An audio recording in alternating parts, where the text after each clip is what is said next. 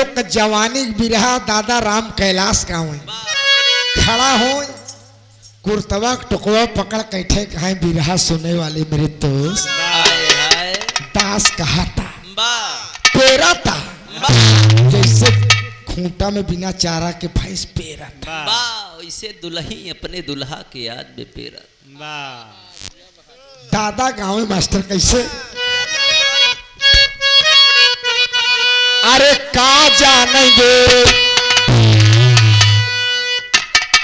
देखा नूर जहां जी हमारे इलाहाबाद के स्पेशल आते दादा हरन का कुछ कुछ गवैयन से प्रोग्राम अक्सर कार्यक्रम हर जिला कलाकार से होत तो अब धोबी सना पटरिया गधा काने ऊपर कहन तू लोग दादे हरन वाली गावत है कुछ गवैया कहन हमसे हम कहा यार हम मिक्सवेज गवैया हम कह हाँ जवन कहा सब मिलाई देवे तो हर विभाग के लोग कहते हर लोगन के मनोरंजन मिले चाहिए तो दादा गावे अरे का जाने दे अरे का जाने दे सहारा वाली का जरा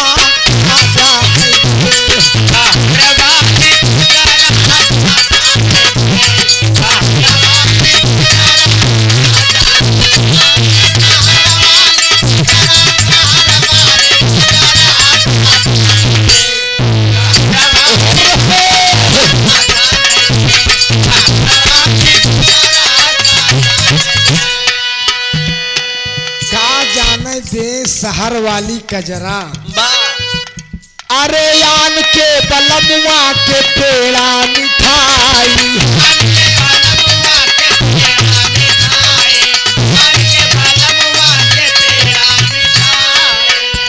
अरे अपने बलम के भवा दे बजरा खा जाने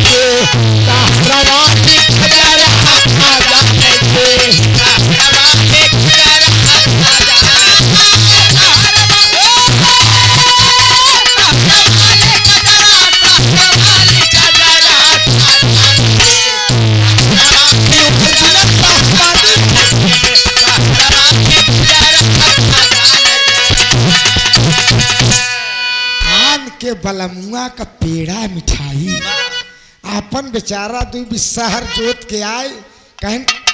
नंकाऊ कम्मी को धरा कहन बजरी भे दूसरे पेड़ा मिठाई खियावती है अपने बजरी अरे आन के बलमुआ के से जा सुतावई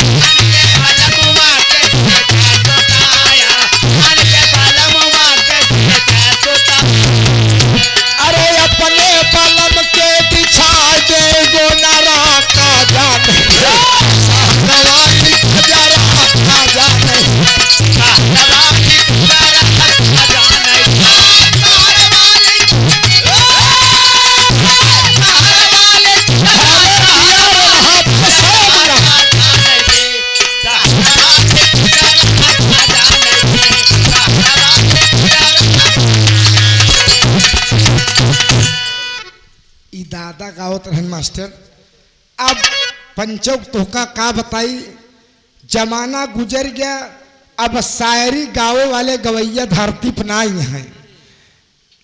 विश्वास करा हम 7 प्रोग्राम लालजी लहरी काकस गाए ही जान ले और पैर छुए जाए गुरु गुरु कहे जाए और भिड़ा जाए कि कुछ इनसे हमका मिला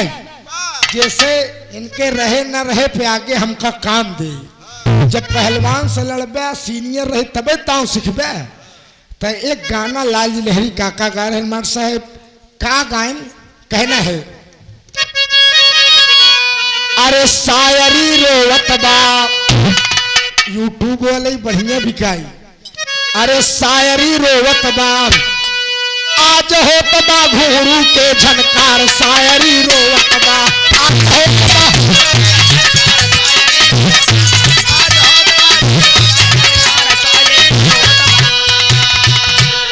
आज होत बा घुंघरू के झनकार शायरी देखा कहीं ढेर लड़कियां दुपट्टा बांध के मंच पे नाचत है कहने यार जमाई दे रही सही कहा थे आज होत बा घुंघरू के झनकार शायरी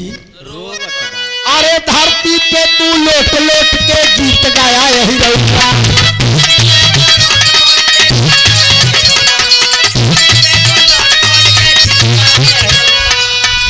अरे कभौ गया धबियौवा बाबू, कभौ गया पसियौवा, शायरी रोवत बा, शायरी रोवत बा, कहवा गया तारा के घर, शायरी रोवत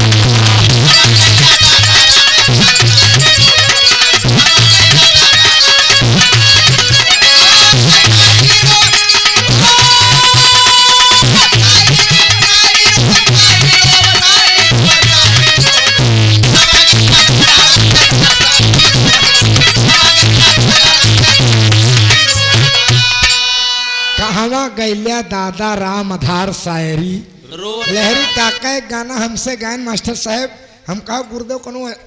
लाउत्या कायदे से गायन दसवा खादी खायन मुंशी खायन हंडवा तीरथ के खाए पंडवा गए। हम कहा गुरुदेव आज तुहार चेला है हम, लेकिन आज तोहरे गाना हम काटब। दोस्त वह समय हम गाए, साधु संत पुजारी हो गए बदनाम, साधुअन का आसाराम खा गए। मेरे दोस्त उन्होंने मुझे मंच पर आशीर्वाद दिया,